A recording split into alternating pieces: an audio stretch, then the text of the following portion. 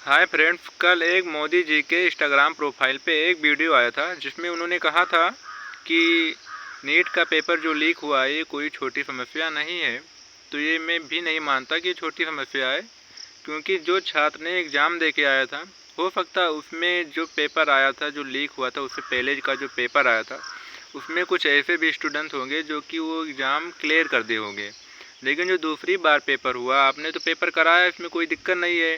पर paper leak दूसरी बार जो एग्ज़ाम हुआ था उसमें कुछ ऐसे बच्चे हैं जिनका एक दो सवाल से भी छूट हो गया होगा, मतलब वो फेल हो गए होंगे, उसमें से आउट हो गए होंगे। पर ये बार बार जो पेपर लीक हो रहा है, आप इसकी समस्या तो हल नहीं कर रहे हैं, आप दूसरी बार एग्ज़ाम करा दे रहे हैं। मतलब इसकी थोड़ी ना, बच्चा वहाँ पे सेंटर यहाँ पे आपने उसका 120 किलोमीटर दूर भेज दिए। आपने, मेरा भी एक एग्ज़ाम था कांस्टेबल का, मैं रह रहा था बलरामपुर में, मेरा सेंटर गया गोरखपुर। ये कोई थोड़ी ना कोई ऐसी बात है। मतलब आपने एग्ज़ाम तो दोबारा करा देते हो, ये कोई बात नहीं, पर आपने शिक्षा व्यवस्था में सुधार करने की कोई सोच ही नहीं रहे हो कि मतलब शिक्षा व्यवस्था में हमें सुधार करना चाहिए था। और अभी जो हमारे स्टूडेंट हैं जंतर मंतर पे जो आंदोलन करके बैठे हैं, आप उन्हें पे लाठीचार्ज करवा दे रहे हो। आप समाधान नहीं निकाल रहे हो कि मतलब जो शिक्षा मंत्री हैं वो कुछ गलत कर रहे हैं, आप ये मानने को राज़ी ही नहीं हो और ना ही शिक्षा मंत्री मानने को राज़ी हैं।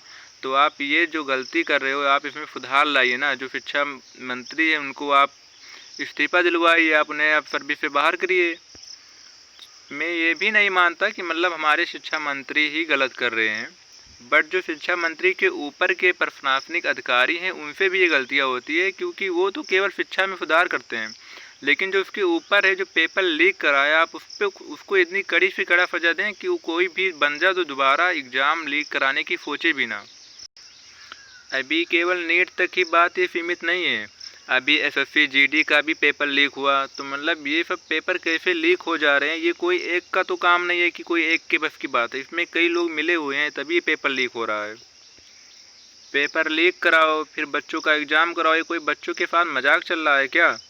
यहाँ पे एक स्टूडेंट तैयारी करता है 1 साल, उसके बाद में एक नीट का एग्ज़ाम देता है, पता चलता है पेपर लीक हो गया। हो सकता है जो पेपर लीक हुआ था उसी में उसने एग्ज़ाम क्लियर कर दिया हो और आपने दूसरी बार एग्ज़ाम कराया उससे ना हो पाया हो।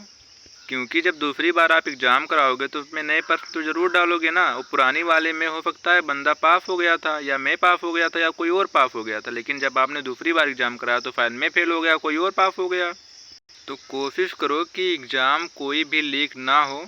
आप भर्ती ही ना निकालो, बच्चे के अंदर रहेगी संतुष्टि की मतलब भर्ती नहीं आ रही तो मैं क्या करूं, जब भर्ती आएगी तो मैं भरूंगा। लेकिन आप भर्ती भी निकाल देते हो, भर्ती रद्द भी हो जाती है, कोई मतलब ही नहीं निकलता है। जंतर मंतर पे इतना बड़ा कांड हो रहा है, आप बच्चों पे लाठियाँ चलवा दे रहे हैं, पता नहीं कितनों का मोड़ फूट गया उसमें।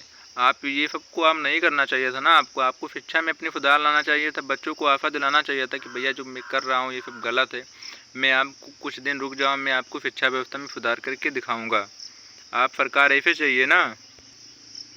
मैं भी एक स्टूडेंट ही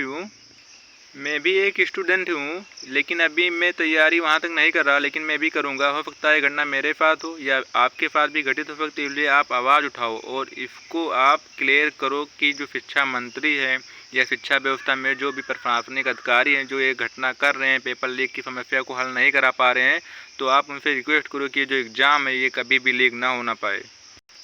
धन्यवाद दोस्तों, आप वीडियो को सब्सक्राइब ज़रूर करें।